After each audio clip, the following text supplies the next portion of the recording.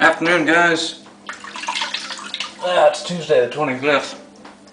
I just learned a valuable lesson. Don't lather Cella, or don't load Cella for a minute. I knew it lathered easy, but this is kind of absurd. Good stuff though. Pretty cheap too. I do not have the bulk package, 1 kilo super soft stuff that's like Arco. I have the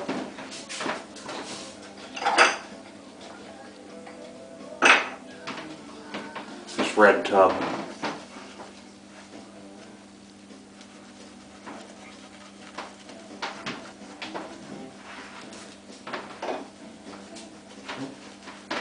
I'm using the Berkeley again today.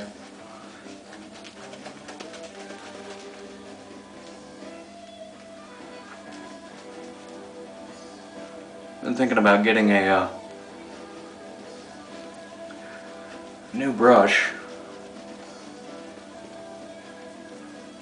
and the more I do research on it, the more I get to hold down different paths.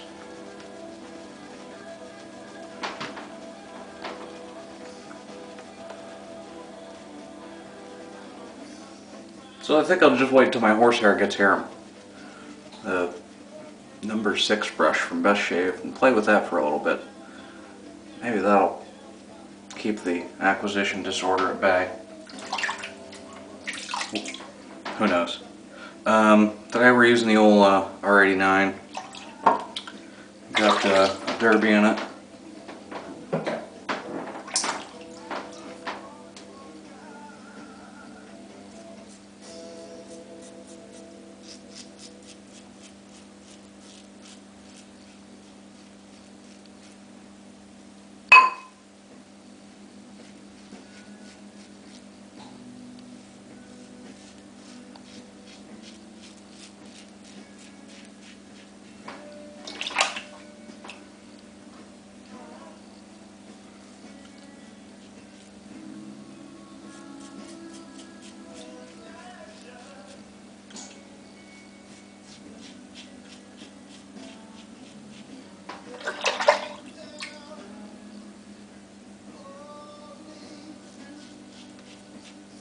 I've got my Slim soaking in mineral oil right now. The final quarter turn on it is getting really sticky. I read that one of the cheap, easy things you can do to old Gillette adjustables is soak them in mineral oil. It breaks the crud loose. It's accumulated down the TTO shaft over the years, and kind of not reconditions them, but lubes them up real good.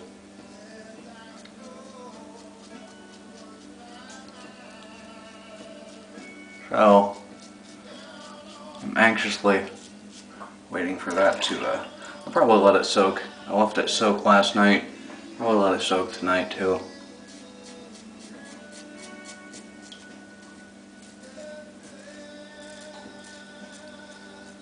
Can't wait to use it again.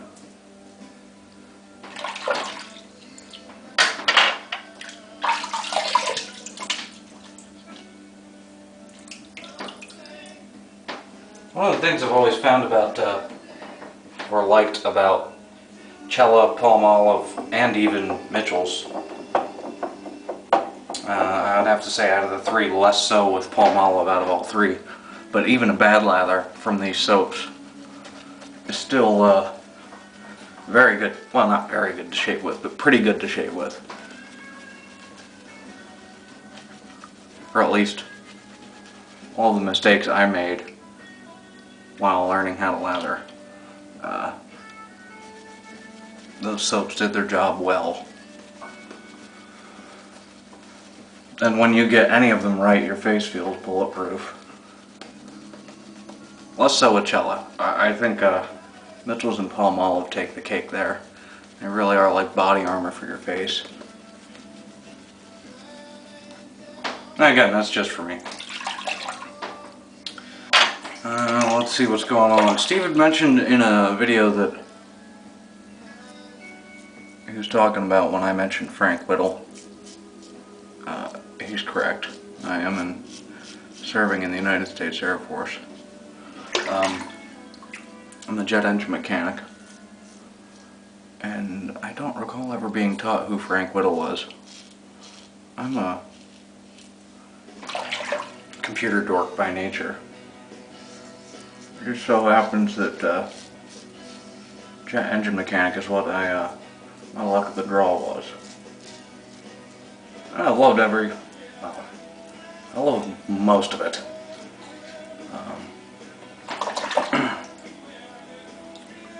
It's very interesting, because when you start learning about the fundamental principles of turbine engine operation, it's a lot of physics things thrown together that just really don't necessarily belong in the same place, or at least it seems that way.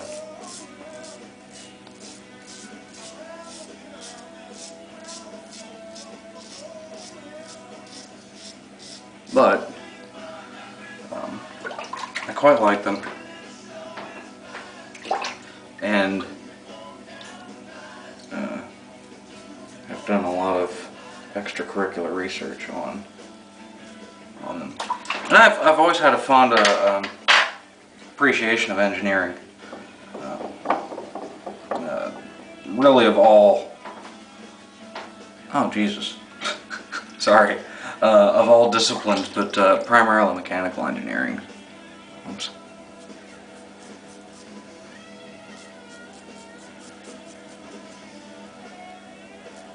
Some days this is why I don't talk much, because I do dumb shit like that.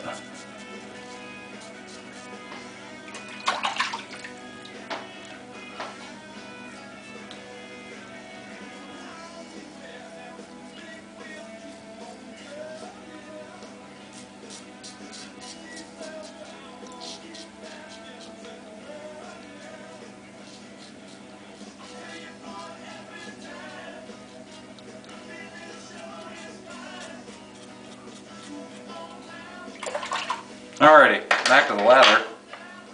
I think this time it's appropriate.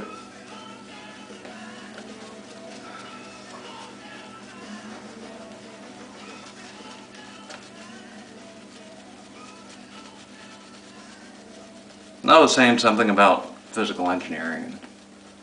I don't remember where the hell I was going to go with it. So, sorry. I really gotta go grind some coffee beans.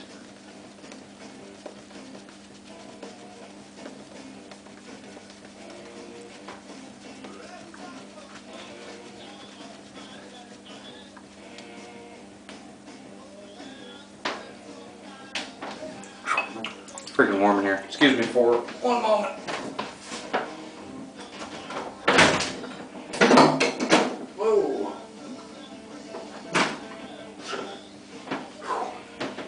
I'll open a window.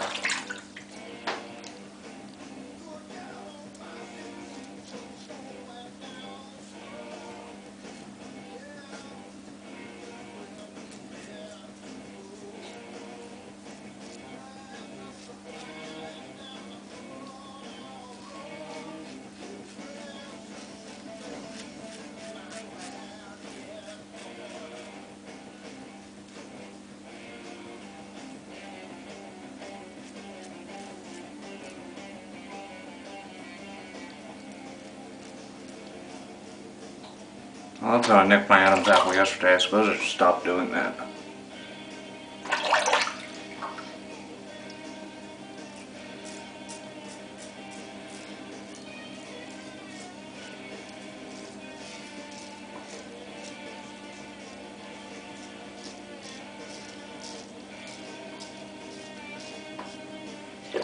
Oh, now I remember why the hell I was talking about engineering. I was, when I was doing some of that extracurricular research into the evolution of turbine engine design and the principles thereof, because the old days they were centrifugal compressors, which means that the air came into a circle and then flowed out around the edges. Whereas what Mr. Whittle did, if I'm not mistaken, maybe, it's been a few years, was design a compressor that was, what can I use as a prop? It was axial in nature. Ignore the razor head. The air comes and flows straight through the engine. So it's along the axis of the motor. And that, because then you could have more than one stage of compression, and you could design it thinner instead of fatter. Then you could put jet engines in more places.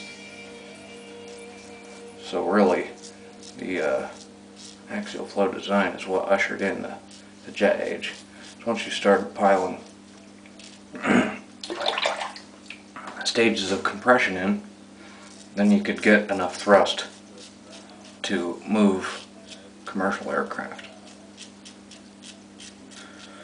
And one of the things that I learned about engineering and learning about all of this is the amount of things, the amount of advancement that went in on regarding bearings, metallurgy, lubricants, failure modes of engines during the early part of World War II. The Army had set up a big research lab where they were trying to figure out how to make engines last longer. And this was just with piston engines, you know, radials and inline motors. And the amount of advancement that went on from the late 30s to the mid 40s. Hang on.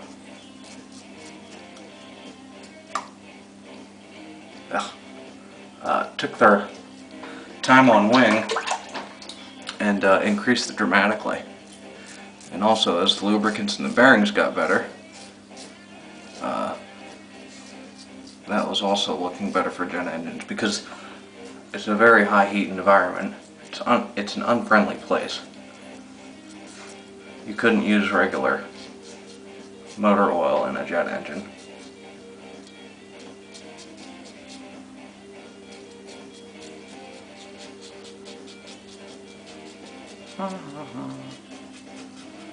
Ow.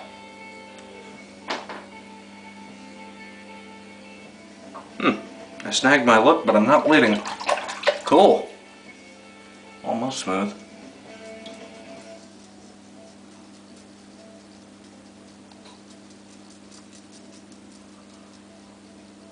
I don't recommend buffing with wild abandon on your mustache area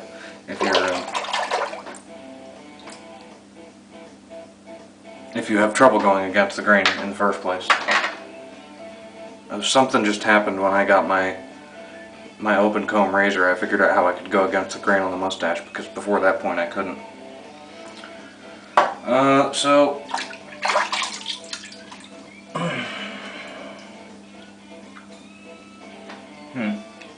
few little spots down here. I was getting ready to put this lather down the drain.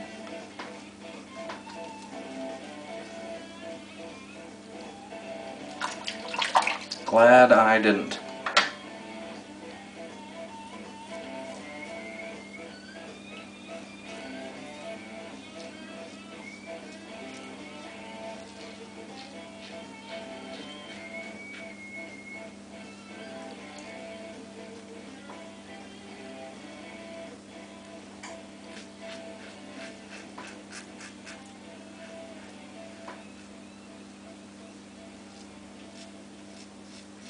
This is really hard to do one-handed.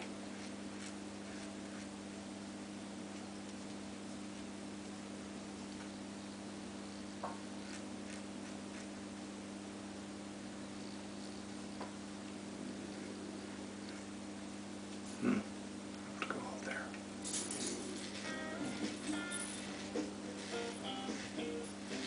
Oh yeah, that's the direction. Holy crap.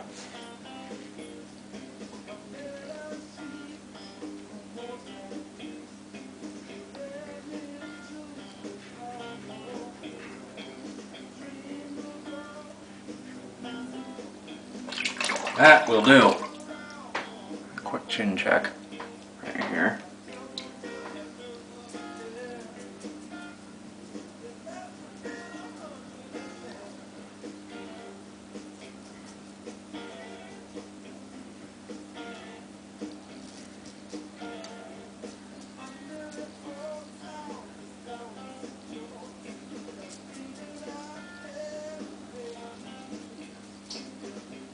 Holy mackerel.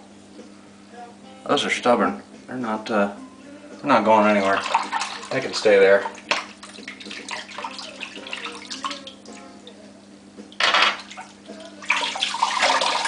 Get a final rinse here.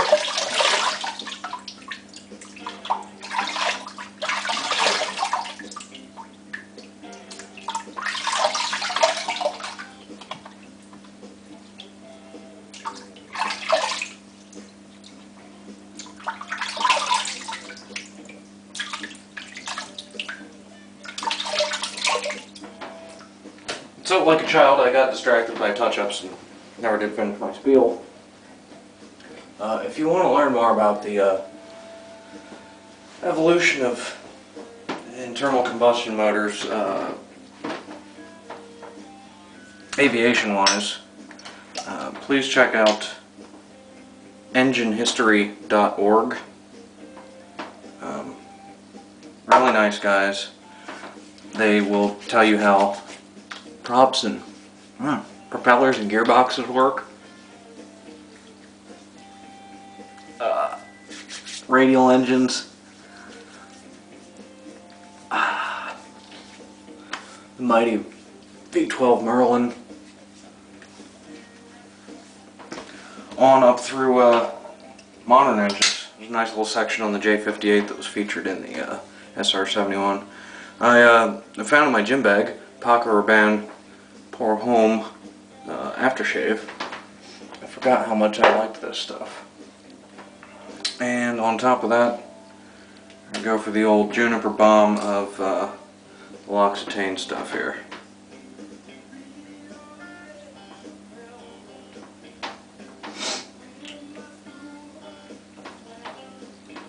And in the background we've got ZZ Top's Trace Hombres.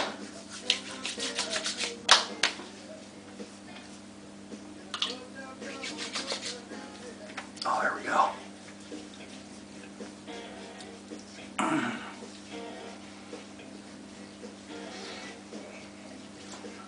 This stuff is so good.